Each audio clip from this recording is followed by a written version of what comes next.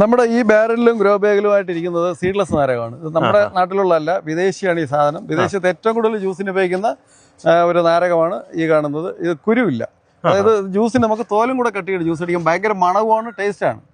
ആൾ സീസണാണ്. ഒരു വീട്ടില് ഒരു പ്ലാന്റ് നമുക്കൊരു ബാരൽ വീടിന്റെ മുകളിലൂടെ പ്ലാന്റ് ചെയ്ത് കഴിഞ്ഞാൽ നമുക്കൊരു വീട്ടാവശ്യത്തിനുള്ള കറി വയ്ക്കാനുള്ള നാരങ്ങയും ജ്യൂസിനുള്ള നാരങ്ങയും എല്ലാ സമയത്തും ഇതിനകത്ത് കിട്ടുന്ന ഒരു വെറൈറ്റിയാണ്. ഇത് നമുക്ക് സാധാരണ നാരങ്ങ കാർബൈഡ് വെച്ച് പഴിപ്പിച്ച സീസണില്ലാത്തപ്പോൾ കിട്ടുള്ളൂ. അതുകൊണ്ട് എല്ലാ വീടുകളിലും ഇത് വലിയ വിലയൊന്നുമില്ല. ഒരു പ്ലാന്റെങ്കിലും നടുന്ന ഏറ്റവും നല്ലതായിരിക്കും. നമ്മുടെ ഈ ഇരിക്കുന്ന പ്ലാന്റുകളിലെല്ലാം ധാരാളം ഒരു 10 കായങ്ങളില്ലാത്ത ഒരു പ്ലാന്റ് പോലും നമ്മുടെ നഴ്സറിയില്ല. ചെറുത് ഇരിപ്പുണ്ട്, അതിൽ പൂവന്ന് തുടങ്ങിയിട്ടുണ്ട്. ഈ ടൈപ്പ് ഇരിക്കുന്നതിൽ എല്ലാത്തിലും ഒരു 10 കായങ്ങളില്ലാത്ത ഒരു നാരകം പോലും ഇപ്പൊ നമ്മുടെ നഴ്സറി. ഈ കായോടുകൂടിയ പ്ലാന്റുകൾ ഞങ്ങൾ ബാരൽ സെറ്റ് ചെയ്ത് നിങ്ങളെ വീട്ടിൽ കൊണ്ടുവന്ന് അത് തരാം. നിങ്ങൾ പക്ഷെ ഇവിടെ വന്ന് സെലക്ട് ചെയ്യണം. ഞാൻ അത് ഒരെണ്ണം കട്ട് ചെയ്ത് കാണിക്കാം. അതിനകത്ത് സീഡില്ല. അതിന്റെ ആ നാരങ്ങയുടെ അതൊന്ന് നോക്കി, ഞാൻ ഉൾഭാഗം ഒന്ന് കാണുന്നു നോക്കി.